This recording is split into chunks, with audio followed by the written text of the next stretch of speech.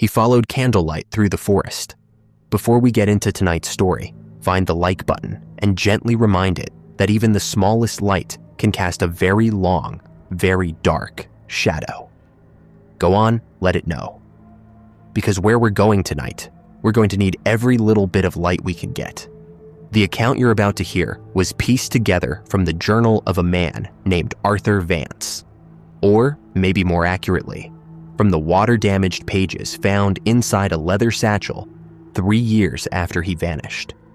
Most of the entries are pretty mundane, notes on f-stops and shutter speeds, little observations about how light filters through a canopy of leaves.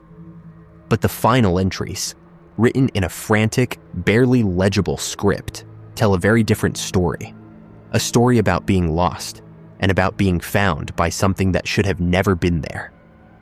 The fog was a cold, wet shroud. It was so thick, the man couldn't even see the hand he held in front of his face. Every direction looked the same. Every tree was a carbon copy of the last. He was just about to surrender to that crushing despair of being truly lost. And then he saw it. Through the swirling gray, a single flickering point of light. It was a promise of warmth, of safety, of salvation. But that light wasn't meant to save him. It was meant to draw him in.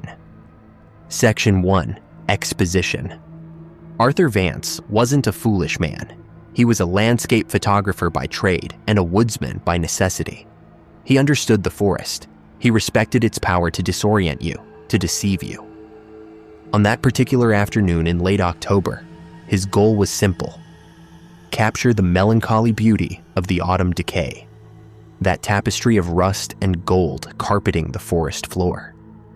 He'd followed a game trail off the main path, drawn in by a cluster of brilliantly red maple trees he'd spotted in the distance. It was a small deviation, a calculated risk he'd taken 100 times before. But he hadn't accounted for the fog.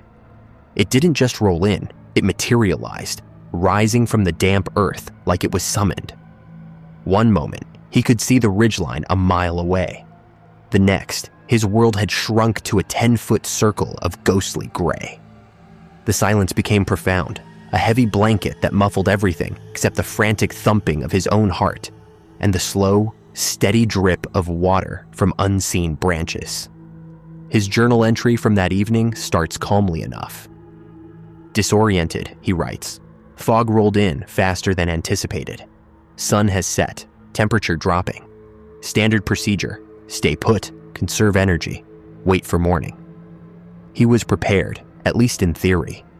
He had a thermal blanket, about half a liter of water, and a high-protein bar. He wasn't in danger of freezing or starving, not yet.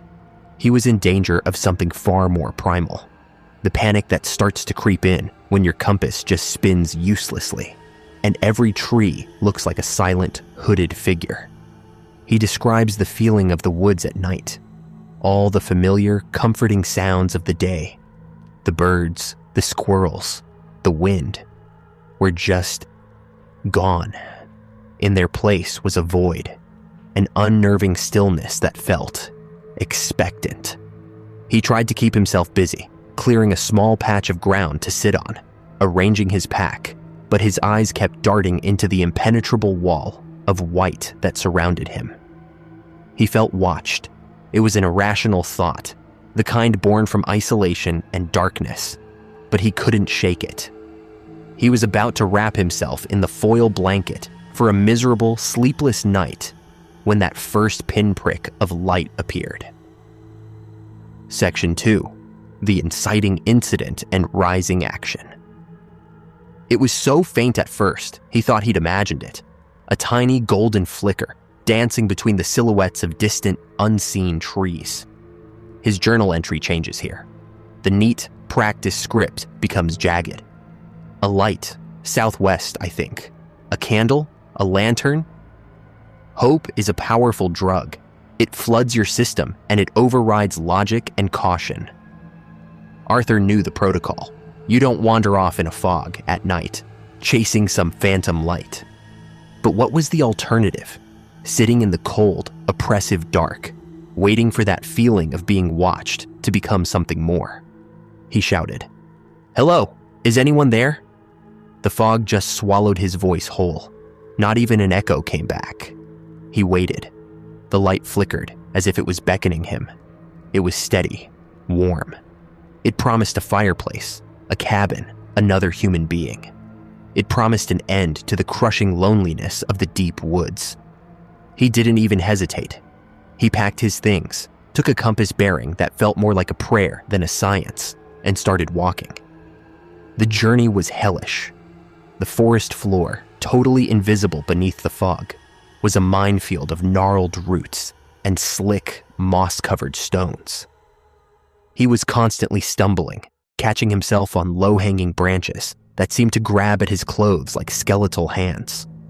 The whole time, he kept his eyes locked on the light, his single point of reference in a world that had no form. But it was behaving strangely. No matter how long he walked, it never seemed to get any closer. It just remained a distant, tantalizing promise, always out of reach.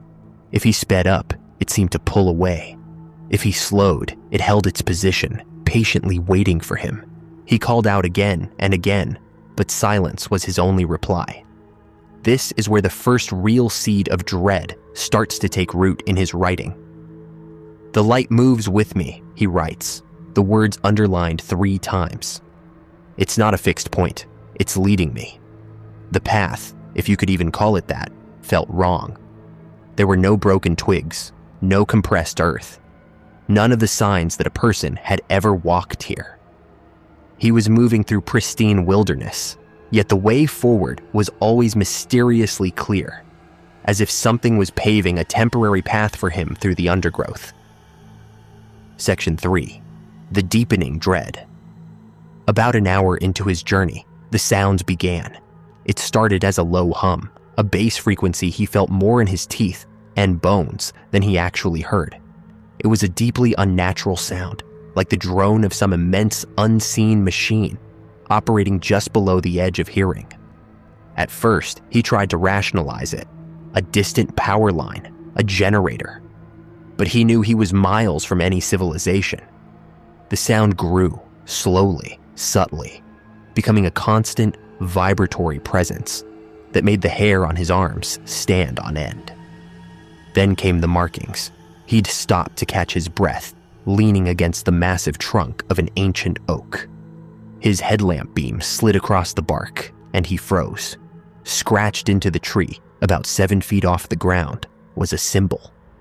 It was a complex spiral, but unlike a human carving, the lines were too precise, too thin, as if they were etched with a scalpel, and they were fresh. A dark, thick sap was still weeping from the grooves, glistening wetly in his light. Panic began to set in. He backed away from the tree, sweeping his light around.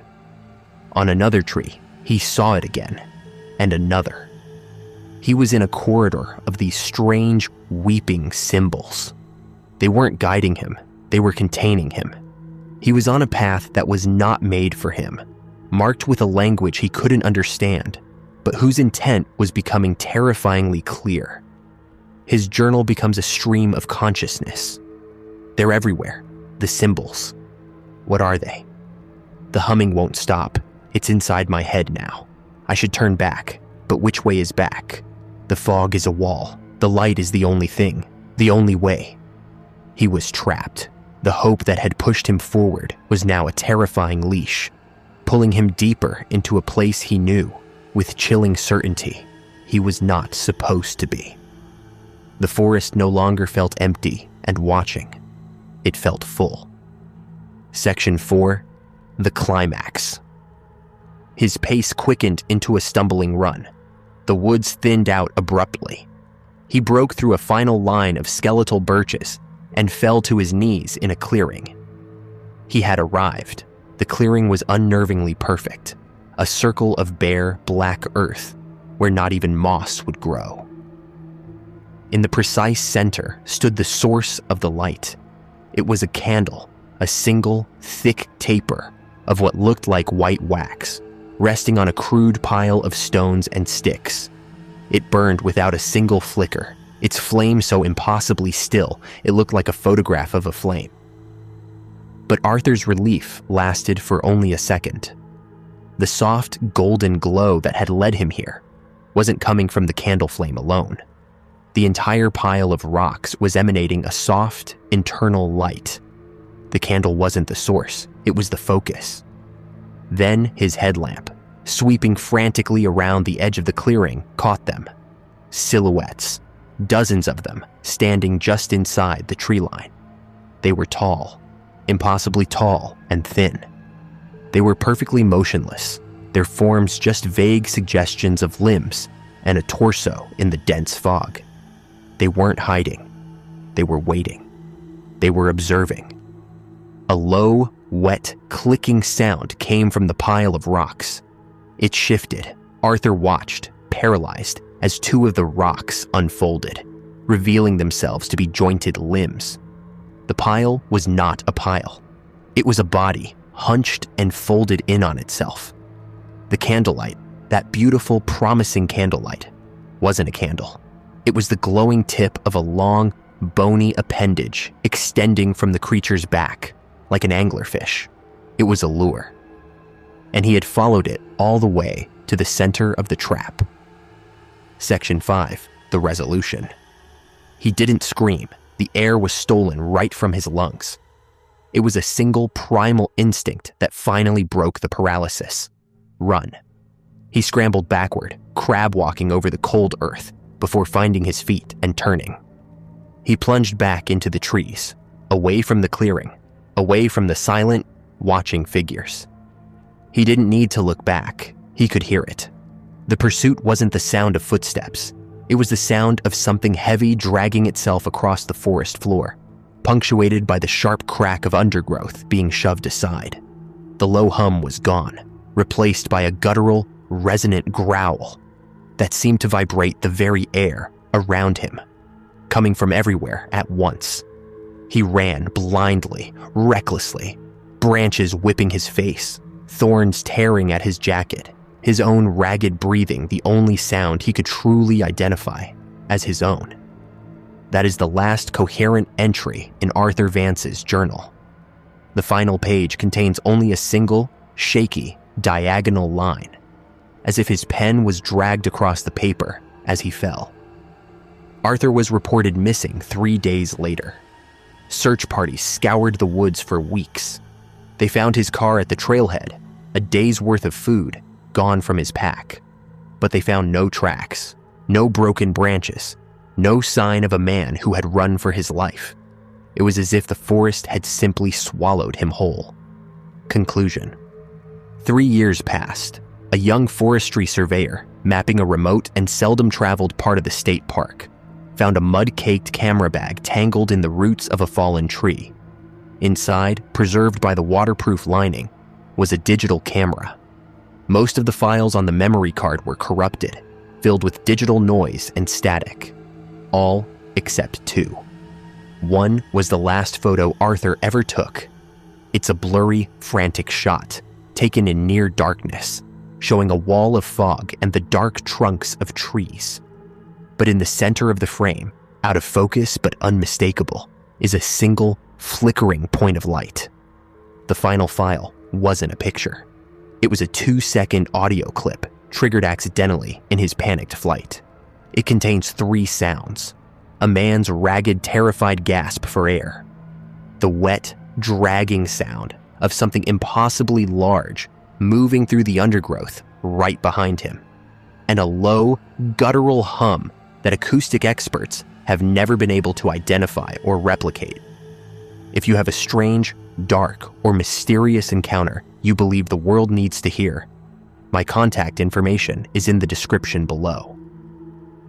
Thank you for listening, and the next time you see a distant light in the darkness, you might want to ask yourself, is it offering you a way out, or is it simply showing you the way in?